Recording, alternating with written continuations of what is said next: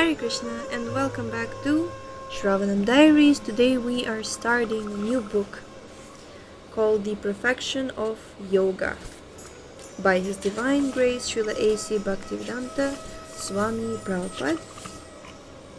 Page number 1. Chapter 1, Yoga as Rejected by Arjuna. There have been many yoga systems popularized in the Western world, especially in this country, but none of them have actually taught the perfection of yoga. In the Bhagavad-gita, Sri Krishna, the Supreme Personality of Godhead, teaches Arjuna directly the perfection of yoga. If we actually want to participate in the perfection of the yoga system, in Bhagavad-gita we will find the authoritative statements of the Supreme Person. It is certainly remarkable that the perfection of yoga was taught in the middle of a battlefield. It was taught to Arjuna, the warrior, just before Arjuna was to engage in a fratricidal battle. Out of sentiment, Arjuna was thinking, why should I fight against my own kinsmen? That reluctance to fight was due to Arjuna's illusion, and just to eradicate that illusion, Sri Krishna spoke the Bhagavad-gita to him. One can just imagine how little time must have elapsed while Bhagavad-gita was being spoken. All the warriors on both sides were poised to fight, so there was very little time indeed, at the utmost 1 hour. Within this 1 hour, the whole Bhagavad-gita was discussed, and Sri Krishna set forth the perfection of all yoga systems to his friend Arjuna. At the end of this great discourse, Arjuna set aside his misgivings and fought. However, within the discourse, when Arjuna heard the explanation of the meditational system of yoga, how to sit down, how to keep the body straight, how to keep the eyes half closed, and how to gaze at the tip of the nose without diverting one's attention, all this being conducted in a secluded place alone, he replied, Yoyam yogastaya proktah samyena madhusudana etasyaham na pashyami chanchalatva stitim sthiram. Quote, O Madhusudana, the system of yoga which you have summarized appears impractical and unendurable to me, for the mind is restless and unsteady. Unquote. Bhagavad-gita 6.33. This is important. We must always remember that we are in a material circumstance wherein at every moment our mind is subject to agitation. Actually, we're not in a very comfortable situation. We're always thinking that by engaging our situation, we will overcome our mental agitation. And we're always thinking that when we reach a certain point, all mental agitations will disappear. But it is the nature of the material world that we cannot be free from anxiety. Our dilemma is that we are always trying to make a solution to our problems, but this universe is so designed that these solutions never come. Not being a cheater, being very frank and open, Arjuna tells Krishna that the system of yoga which he has described is not possible for him to execute. In speaking to Krishna, it is significant that Arjuna was addressing him as Madhusudana, indicating that the Lord is the killer of the demon Madhu. It is notable that God's names are innumerable, for he is often named according to his activities. Indeed, God has innumerable names because he has innumerable activities. We are only parts of God, and we cannot even remember how many activities we engage in from our childhood to the present. The eternal God is unlimited, and since his activities are also unlimited, he has unlimited names, of which Krishna is the chief. Then why is Krishna addressing him as Madhusudana, when, being Krishna's friend, he could just address him as directly Krishna? The answer is that Arjuna considered his mind to be a great demon, such as the demon Madhu. If it was possible for Krishna to kill the demon called the mind, then Arjuna would be able to attain the perfection of yoga. My mind is much stronger than this demon Madhu, Arjuna is saying. Please, if you could kill him, then it would be possible for me to execute this yoga system. Even the mind of a great man like Arjuna is always agitated. As Arjuna himself says, Chanchalam hi manah Krishna, pramadhi balavadritam, tasyaham nigraham manye, bayor iva sudushkaram. Quote, for the mind is restless, turbulent, obstinate, and very strong, O Krishna, and to subdue it seems to be more difficult than controlling the wind for me. Unquote, Bhagavad-gita 6.36. It is indeed a fact that the mind is always telling us to go here, go there, do this, do that. It is always telling us which way to turn.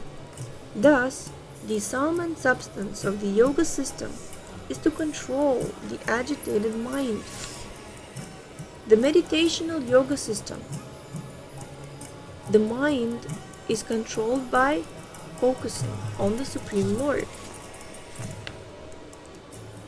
But Arjuna says that controlling this mind is more difficult than stopping the wind from blowing.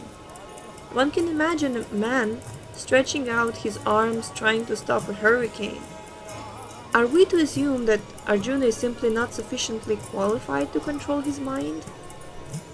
The actual fact is that we cannot begin to understand the immense qualifications of Arjuna. After all, he was a personal friend of the Supreme Personality of Godhead. This is a highly elevated position, and is one that cannot be at all attained by one without great qualifications. In addition to this, Arjuna was renowned as a great warrior and administrator. He was such an intelligent man that he could understand Bhagavad-gita within 1 hour, whereas at the present moment, great scholars cannot even understand it in the course of a lifetime. Yet Arjuna was thinking that controlling the mind was simply not possible for him. Are we then to assume that what was impossible for Arjuna in a more advanced age is possible for us in this degenerate age? We should not for one moment think that we are in Arjuna's category. We are 1,000 times inferior. Moreover, there is no record of Arjuna's having executed the yoga system at any time. Yet, Arjuna was praised by Krishna as the only man worthy of understanding Bhagavad-gita. What was Arjuna's great qualification? Sri Krishna says, "You are my devotee. You are my very dear friend." Despite this qualification, Arjuna refused to execute the meditational yoga system described by Sri Krishna. What then are we to conclude? Are we to despair the mind's ever being controlled?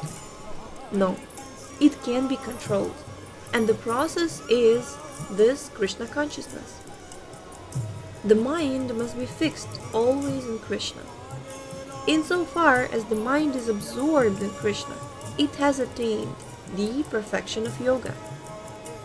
Now, when we turn to the Srimad-Bhagavatam, in 12th canto we find Srila Swami telling Maharaja Parikshit that in the golden age, the Satya Yuga, people were living for 100,000 years, and at that time, when advanced living entities lived for such length of time, it was possible to execute this meditational system of yoga.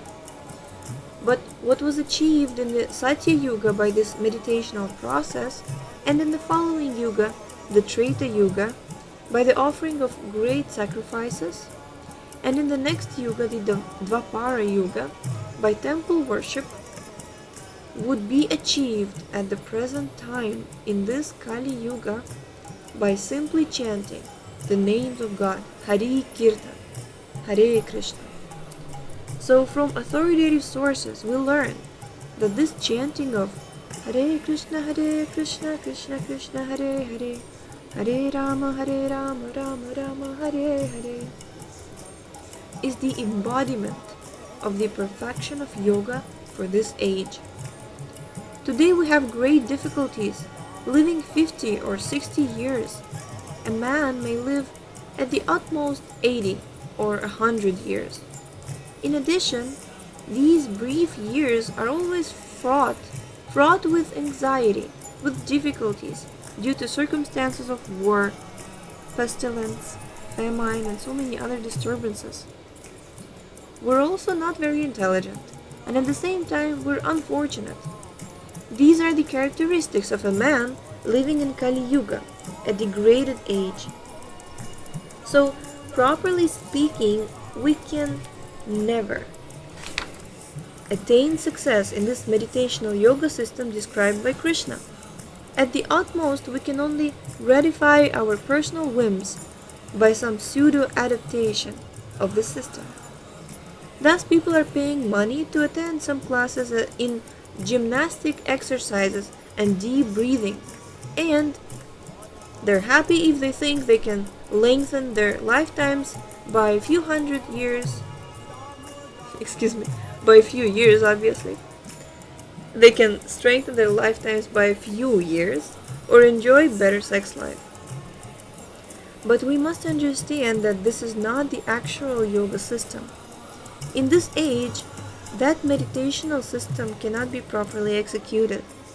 Instead, all of the perfections of that system can be realized through Bhakti Yoga, the sublime process of Krishna Consciousness, specifically Mantra Yoga, the glorification of Sri Krishna through the chanting of Hare Krishna. That is recommended in Vedic scriptures and is introduced by great authorities like Chaitanya Mahaprabhu. Indeed, the Bhagavad-gita proclaims that the Mahatmas, the great souls, are always chanting the glories of the Lord. If one wants to be a Mahatma in terms of the Vedic literature, in terms of Bhagavad-gita, and in terms of the great authorities, then one has to adopt this process of Krishna consciousness, chanting Hare Krishna. But if we're content in making a show of meditation, by sitting very straight in lotus position and going into a trance like some sort of performer, then that is a different thing. But we should understand that such show bottle performances have nothing to do with the actual perfection of yoga. The material disease cannot be cured by artificial medicine. We have to take the real cure straight from Krishna.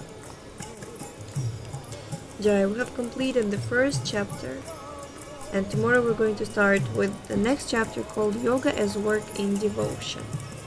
So thank you for tuning in today, and the link to this book is, as usual, in the description.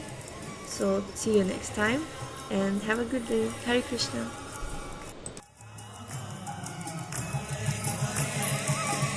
Hare Krishna.